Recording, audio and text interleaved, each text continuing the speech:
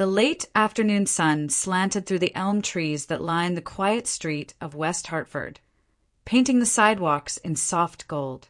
Lauren Hayes adjusted her dress for the third time in the hallway mirror, her heart beating a little too fast. Today mattered. This wasn't just another date or a casual dinner.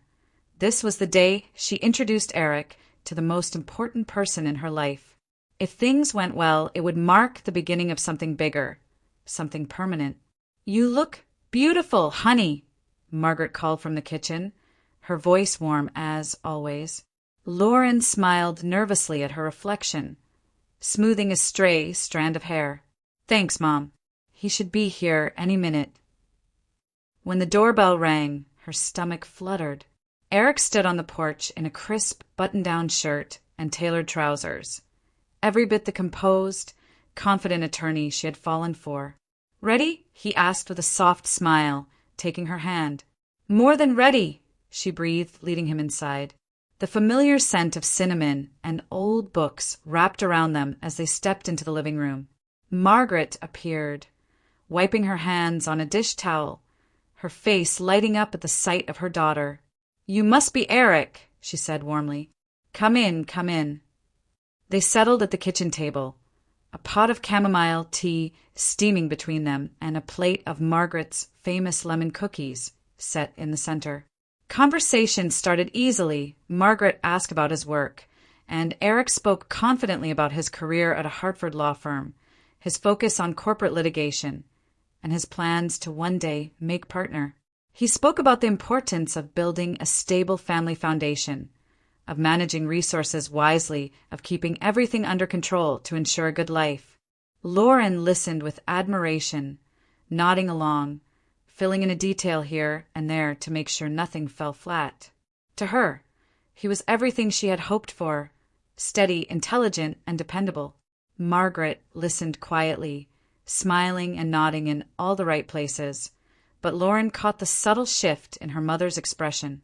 The warmth in her eyes dimmed, replaced by a kind of distant attentiveness, as though she was searching for something beneath Eric's polished surface.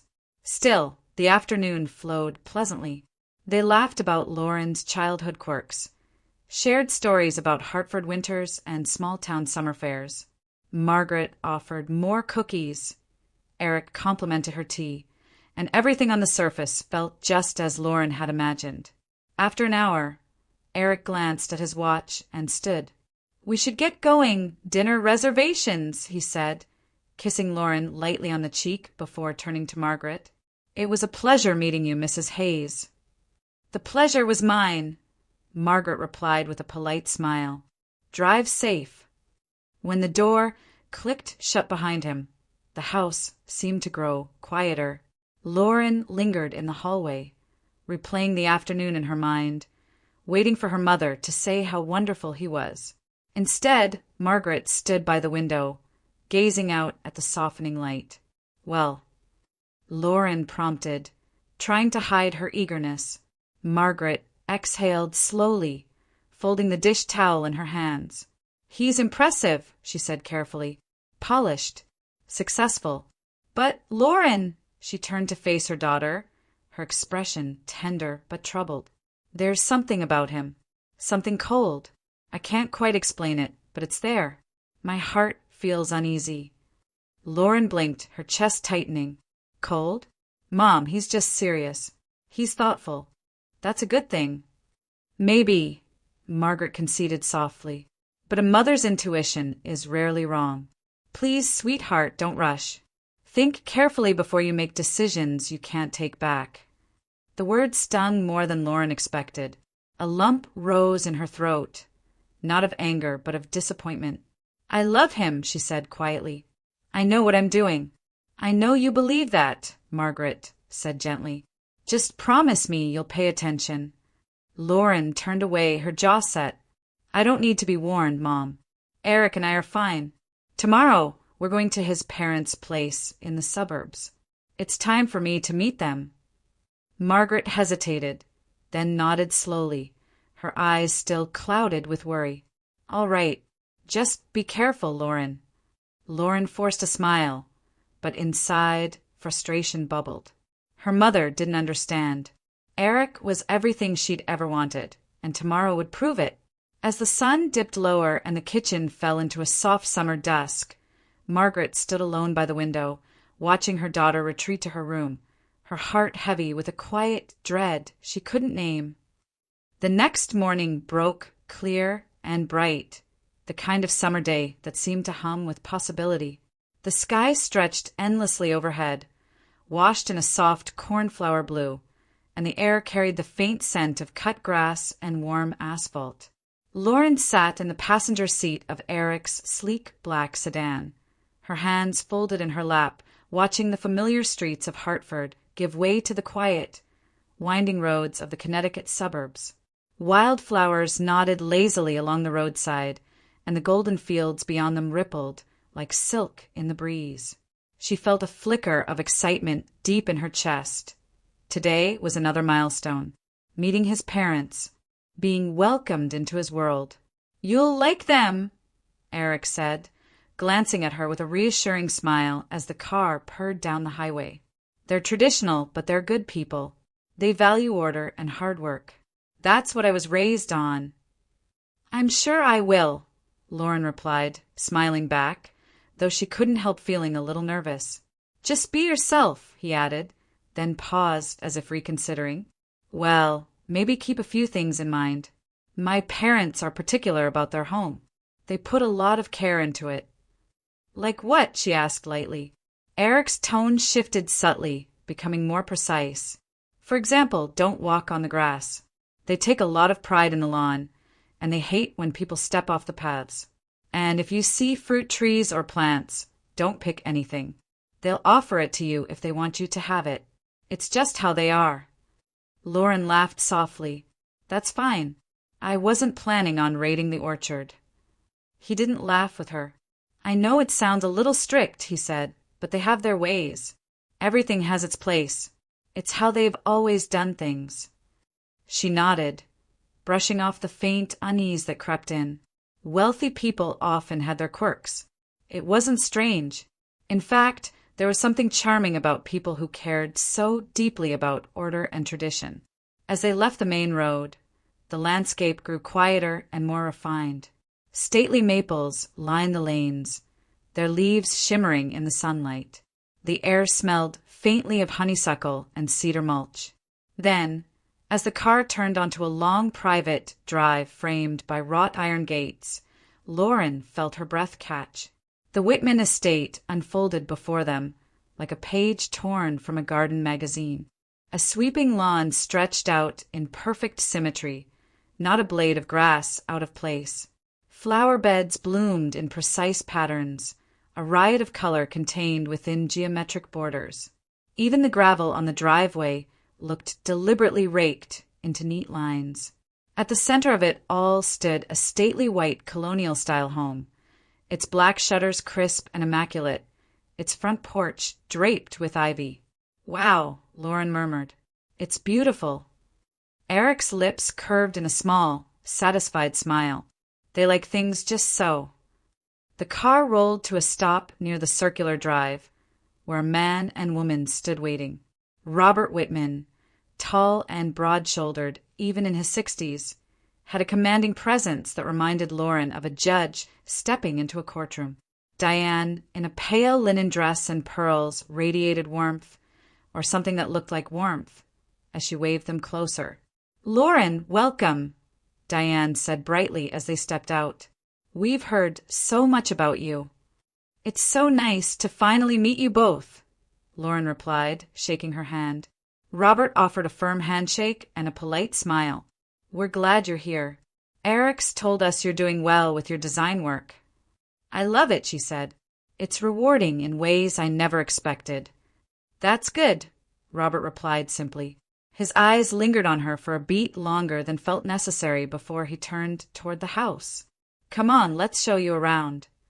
They walked through the gardens, Diane pointing out her roses and the herb beds she tended herself. Everything was so pristine it felt almost unreal, like stepping into a world where nothing was out of place.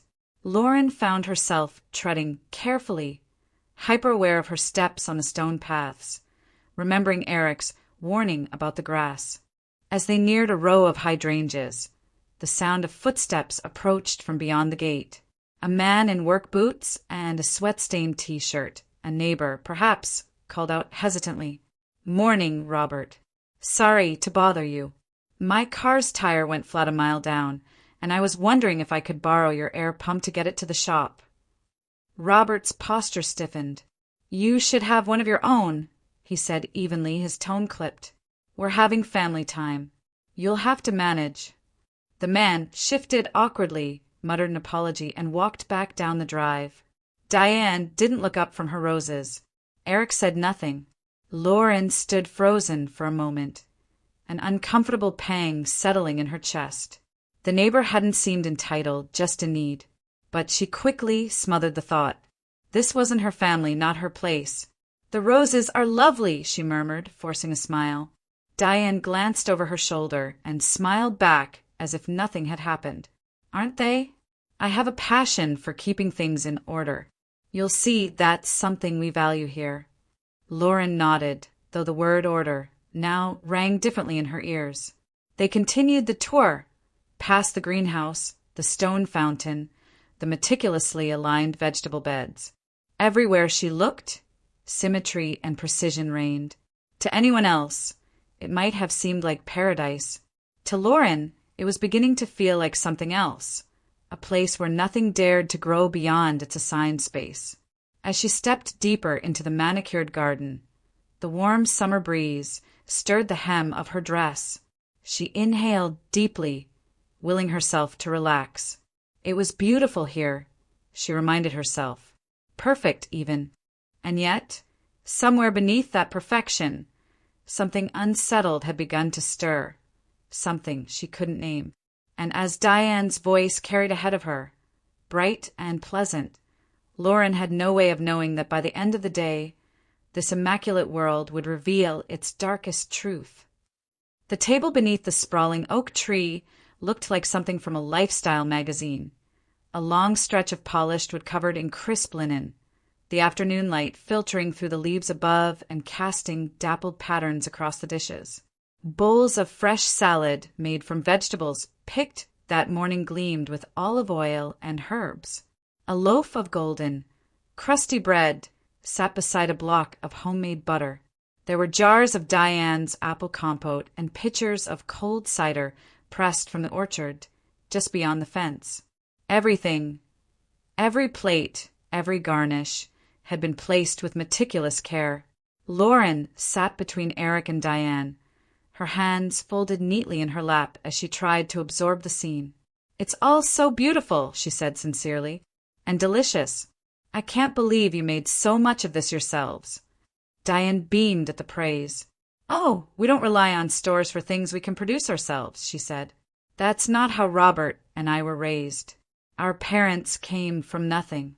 Everything you see here, the house, the land, this table, was built by hard work and discipline." Robert, seated at the head of the table, nodded approvingly. "People these days expect things handed to them," he said, slicing a tomato with deliberate precision. "But we believe in earning what we have. That's how you build character, by keeping things in order and taking responsibility for every detail." Lauren smiled politely and reached for the bread, but something in his words made her stomach tighten. Diane continued, her tone light but deliberate. "And we've taught Eric the same. He's always been focused, never one to drift aimlessly. That's why he's successful. That's why he'll make a good head of a household." She turned to Lauren with a knowing smile. "He'll expect the same from his partner, of course." Lauren swallowed, unsure how to respond. "I think shared values are important," she said cautiously. "Respect, kindness, patience, those matter too." "Oh, of course," Diane said, waving a dismissive hand. "But those are a given. What separates strong families from weak ones is structure, boundaries, understanding one's place." The word place lingered in the air longer than it should have. Lauren reached for her glass of cider, hoping the cool sweetness would wash away the sudden dryness in her throat. Robert gestured toward the rows of vegetables beyond the garden. "See those tomatoes? Not a single one grew by accident. Every plant was pruned, watered, shaped. That's why they're perfect. It's the same with a family. Left untended, it grows wild and useless. Diane laughed softly, as if the metaphor were charming. Lauren forced a smile, but her heart had begun to thud a little harder. She found herself thinking of her mother's words. There's something cold about him, something I can't explain. She glanced at Eric, hoping for a reassuring smile, but he wasn't looking at her. He was watching her, studying her, as if trying to decide whether she belonged here in this world of precision and control. His eyes weren't warm, they were measuring, and the longer they lingered on her, the more exposed she felt. "You've done an incredible job," she said brightly, trying to push the thought aside. "Everything here is so perfect." "Perfection doesn't happen by accident," Robert said. "It takes discipline. It takes knowing when to be firm." He set his fork down, his expression thoughtful. Too much softness in gardens or in families leads to ruin. A breeze rustled the leaves above them, but Lauren felt none of its coolness. The air seemed heavier now, pressing against her skin. Diane poured more cider into her glass, her smile unchanged. "We're proud of what we've built here," she said. "Proud of the values we've passed down. Eric understands the importance of legacy." Eric said nothing. He didn't need to. The silence between them spoke volumes. Lauren tried to steer the conversation toward lighter ground. Her work, the art exhibit she'd helped design, a recent trip to the coast. Diane listened politely, but her responses were clipped, steering the topic back to the house, the land, the Whitman family, and all they had accomplished. Lauren's compliments, sincere though they were, felt inadequate, swallowed by a tide of self-congratulation that seemed to fill every corner of the garden.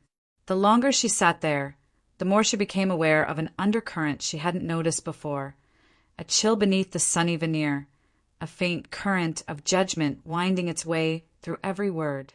It wasn't hostile, not outright, but it was there, a subtle message. This is who we are. Can you be this too? She looked at Eric again. He was still silent, still watching. Not smiling, not reassuring, just evaluating.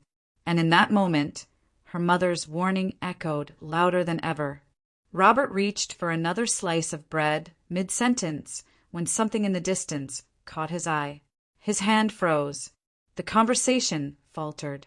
His gaze hardened, shifting toward the far edge of the property. Without a word, he pushed back his chair and stood. "What is it?" Diane asked, her voice still light but with a thread of tension. Robert didn't answer. He stared into the distance for a beat, his jaw tightening. Then, with a muttered "Excuse me," he turned and strode across the lawn, his steps purposeful and quick. Lauren blinked, startled by the sudden shift. "Is everything okay?" she asked. Diane's smile returned instantly, too quickly. "I'm sure it's nothing. Robert just likes to keep an eye on things." Eric said nothing, his gaze following his father's retreating figure. Lauren tried to settle the unease prickling beneath her skin, but the spell of the idyllic afternoon had been broken. Something was happening, something she didn't understand. And as the distant figure of Robert disappeared behind the orchard, a thin thread of dread began to weave itself through the still summer air. A sharp, panicked sound pierced the stillness, thin and high, like a bird caught in a snare. Lauren froze, her fork halfway to her mouth. Diane paused mid-sentence. Even Eric's gaze snapped away from her, following the direction Robert had disappeared moments before. The cry came again, closer this time, and then the sound of shuffling feet and a gruff voice cutting through the quiet afternoon. When Robert returned, he wasn't alone. In one hand, he clutched a branch-like stick, its bark stripped smooth. In the other, he dragged a small boy by the collar of his t-shirt. The child couldn't have been more than 10, his cheeks streaked with dirt and tears, his legs stumbling to keep pace with Robert's long strides. A few pale green pears tumbled from his pockets, and rolled across the grass. "Got you, you little thief!" Robert barked, shaking the boy so hard he yelped. "Thought you could sneak in and take what isn't yours." The boy whimpered, his small hands gripping at Robert's wrist. "I'm sorry, sir. I was just hungry. I only took 2. Lauren's heart lurched. 2 pears. He was just a child. Diane rose from her seat with an almost theatrical sigh, her expression twisting into something that made Lauren's stomach turn. "These neighborhood kids have no respect anymore," she said coldly. "They grow up thinking they can take whatever they want. Little parasites." "Please," the boy sobbed. "Please let me go." Robert ignored him. "We've had enough of this nonsense," he growled. "How many times do we have to teach them?" Lauren looked to Eric, expecting to see outrage, or at least discomfort. But his face was calm, disturbingly calm. He pushed back his chair and walked toward his father and the trembling boy. "Eric," Lauren said quickly, rising to her feet. "Stop. He's just a kid." Eric didn't stop. He crouched slightly so his face was level with the boy's. His voice was low, deliberate. "If you ever come back here, if you ever cross that fence again, I'll tear your ears off. Do you understand me?" The boy cried harder, nodding frantically, but Eric wasn't finished. He grabbed the boy by the ear, twisting just enough to make him squeal. "Say it," he hissed. "Say you understand." "I understand. I'm sorry." Lauren's breath caught in her throat. She felt the ground tilt beneath her. This wasn't Eric, not the man who brought her flowers on Fridays, who kissed her forehead in the morning. This was someone else entirely, someone capable of cruelty without hesitation. "Eric, stop it!" she shouted, stepping forward. "You're hurting him." Diane turned to her, her smile gone, replaced by a look of frosty condescension. "Lauren, darling, don't involve yourself. This is how children learn. If no one teaches them consequences, they'll grow into criminals." "He's 10. Lauren cried. "He's a child, not a criminal." "Children become criminals," Diane replied smoothly, folding her arms. "And I, for one, would rather stop that before it starts. Robert, maybe we should call the police. Let them make a note. A juvenile record might make him think twice." The boy wailed, dropping to his knees. "No, please. Please don't call them. I didn't mean to." "Get up," Robert snapped, yanking him to his feet. "You trespassed. You stole. That's a crime. And in this country, even a 10-year-old should know better." Lauren stared at them, horrified. "You're going to ruin his life over a few pears." Robert's gaze cut to her, hard and disdainful. "That few pears represents our work, our effort, our property. People like him think they're entitled to what we built. We won't tolerate it." Something inside Lauren broke. It wasn't just what they were doing, it was how much they enjoyed it. The righteousness in Robert's voice, the cruel satisfaction on Diane's lips, and Eric, her Eric, watching it all with a detached, almost approving calm. "Look at him," Diane said sharply. "He's not even sorry. If we don't deal with this now, he'll be climbing through windows in 5 years." Lauren shook her head in disbelief. "You're not teaching him a lesson. You're humiliating him. You're scaring him." Robert turned to Eric. "Well, you're the man of this family. Show him what happens when people cross our boundaries." Eric's jaw tightened. He grabbed the boy by the shoulder and jerked him upright. The child cried out, his legs buckling. "You think you can steal from us?" Eric said, his voice rising. "Next time, we'll let the police handle you. They'll be the ones dragging you away." The boy screamed a raw, terrified sound that made Lauren's stomach twist. She stepped between them, her voice shaking. "Stop it, all of you." Silence fell, heavy and sudden. Robert frowned. Diane's lips curled into a patronizing smile. "Lauren," she said coolly, "you don't understand how the world works. People like us, we protect what's ours. We don't let people walk over us. And if that bothers you, Perhaps you're not cut out for this family. Lauren turned to Eric, desperate. Say something. Please. This isn't right. Their eyes met, and what she saw made her breath catch. It wasn't anger or conflict in his gaze. It was calculation, cruelty, a cold, quiet approval that froze her to her core. It was in that moment that the mask shattered. The warmth, the charm, the steady hands that had held hers. All of it was gone. What remained was something darker, older. A cruelty that didn't start with Eric, but had been nurtured here, in this garden of order and control, passed down like an heirloom. The boy's cries echoed in the heavy air, and Lauren realized she was standing in the middle of a nightmare. This wasn't just about pears or property. This was about power and the people who wielded it without mercy. Her chest tightened, her breath shallow. The perfect garden blurred before her eyes. The perfect family she had admired just hours ago was gone, replaced by something monstrous. And as the boy sobbed at her feet, she understood with horrifying clarity. This was who they were. And this was who Eric truly was. Lauren's pulse hammered in her ears. The boy was still crying, his small body shaking, and no one, not Robert, not Diane, not even Eric, seemed to care. They looked at him like he was less than human, like he was a pest that had wandered into their carefully tended world. Something inside her snapped. Enough, she whispered, barely recognizing her own voice. Then, louder, stronger, enough. The word cut through the hot afternoon air like a bell. Robert turned toward her, his brow furrowed in irritation. Diane arched an eyebrow. Eric blinked, his hand still gripping the boy's shoulder. Lauren stepped forward, every muscle in her body trembling. Let him go, she said. Now. Robert scoffed. This doesn't concern you. It concerns me when a child is being terrorized in front of me. Lauren shot back. You've made your point.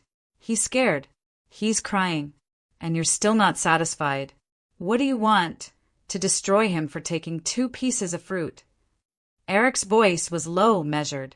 He needs to learn that actions have consequences. Lauren turned to him, her chest heaving. Consequences? You're threatening a 10-year-old like he's a criminal. You're hurting him. You're enjoying it. Diane's smile thinned into something cruel. If this upsets you, perhaps you're not ready for what it means to be part of this family. We have standards, Lauren. We protect what's ours. Her words ignited something fierce and unwavering in Lauren's chest. The fear that had been knotting itself in her stomach since morning was suddenly burned away by something stronger, clarity. She looked at Eric, at the man she had once imagined building a future with, and saw him as he truly was, a reflection of everything in this garden. Rigid, cold, merciless. Her voice trembled at first, but with every word it grew steadier. I will never marry you, she said. Never. I will never let someone like you be the father of my children. The world seemed to freeze. Eric's face went pale, as if the words had struck him physically. Robert's mouth fell open. Diane blinked once, twice, before her expression hardened into disdain. You're overreacting, Eric said finally, his tone clipped, controlled, but his eyes betrayed a flicker of panic. You don't mean that. I do, Lauren said, her voice now unwavering. All of this is monstrous. And if this is the family you come from, if this is who you are, then I want no part of it. Diane let out a sharp, disbelieving laugh. Oh, please, you'll regret this. Women like you always do. You'll come back once you realize what you walked away from. Lauren didn't respond. She couldn't. Every fiber of her being screamed to get out, to run. The boy, still trembling, clutched at the back of her dress. Instinctively, she stepped closer to him, shielding him with her body. It's okay, she whispered. You're safe now. For a brief, suspended moment, no one moved. The Whitmans stood like statues in their perfect garden, Eric still and silent, Diane's smile brittle and mocking, Robert fuming just beneath the surface. And then, without another word, Lauren reached for the boy's hand. "Come on," she said softly. Together, they walked across the flawless lawn, the boy stumbling beside her on unsteady legs. She didn't look back. She didn't want to see Eric's face, or the contempt in Diane's eyes, or the fury simmering behind Robert's silence. The pristine garden, once so beautiful, now felt suffocating, a gilded cage she was desperate to leave. When they stepped through the wrought iron gate and out onto the dusty lane beyond, Lauren finally stopped. The boy stood beside her, still crying quietly, his face blotchy and red. She crouched down so that her eyes were level with his. "Hey," she said gently, brushing a tear from his cheek. "Look at me." His wide, frightened eyes met hers. "You have to understand something," she said. "Taking something that isn't yours, that's not right. You can't do that. But what they did in there." Her voice softened even more. "That's worse. Grown-ups are supposed to protect you, not scare you like that. What they did was wrong." The boy sniffled and nodded. "I'm sorry," he whispered. "I won't do it again." "I believe you," Lauren said. "Now go home. Be safe." She gave his small hand a reassuring squeeze and then let go. He hesitated for only a moment before darting down the road, his skinny legs carrying him away from the estate as fast as they could. Lauren watched until he vanished from sight. Then she straightened, her heart pounding but strangely steady. A warm breeze stirred the trees overhead, carrying the faint scent of ripening fruit. Just hours earlier, she had walked into this place thinking she was stepping toward her future. Now she knew she had narrowly escaped a disaster. She pulled her phone from her bag and called for a taxi. As she waited, she stared back at the tall iron gates. They stood closed now, silent and imposing, like the walls of a fortress guarding not wealth or legacy, but cruelty. Eric had told her once that he admired strength, that he valued control. Now she understood what that meant. And she understood, too, that she wanted no part of it. The taxi arrived with a soft hiss of brakes on gravel. Lauren climbed inside, giving the driver her address in Hartford. As the car rolled down the quiet suburban road, she watched the Whitman estate recede in the rearview mirror, the manicured hedges, the gleaming house, the illusion of perfection. Her chest still ached from what she had witnessed, and her hands trembled slightly in her lap. But beneath the turmoil, a strange, powerful certainty had taken root. She had walked away, not just from Eric, but from the life that would have trapped her beside people who believed cruelty was strength. For the first time since the morning, Lauren felt like she could breathe. The sky was already beginning to soften into the golden haze of late afternoon by the time Lauren's taxi pulled into her street in West Hartford. She felt hollow, as if the day had drained every ounce of strength from her. The hum of the tires on the pavement, the faint buzz of cicadas outside, everything sounded distant, muted, like she was hearing the world through a layer of glass. When the car stopped in front of the little white house she had grown up in, she sat there for a moment, gripping the door handle and trying to steady her breath. Then she stepped out and walked slowly up the familiar path. Margaret must have heard the taxi, because the front door swung open before Lauren even reached it. One look at her daughter's face, and she didn't say a word. She simply opened her arms. Lauren collapsed into them, and for the first time all day, she let herself cry. "Sweetheart," Margaret whispered, holding her tightly. "What happened?" Lauren tried to speak, but the words tangled in her throat. They sat down together on the old couch in the living room, and slowly, haltingly, the story came out.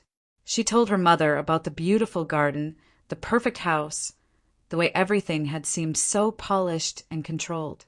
She spoke of the neighbor turned away like an inconvenience, of Diane's careful smiles that never quite reached her eyes, of Robert's lectures about order and boundaries. And then she told her about the boy. The words came faster then, sharp, trembling, soaked in disbelief and fury.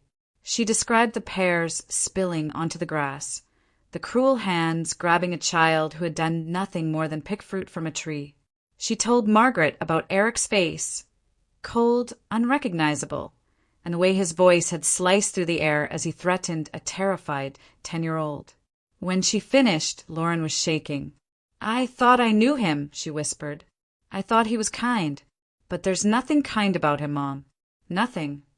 Margaret didn't speak right away. She just held her daughter's hands, her thumbs brushing slow, soothing circles across Lauren's knuckles.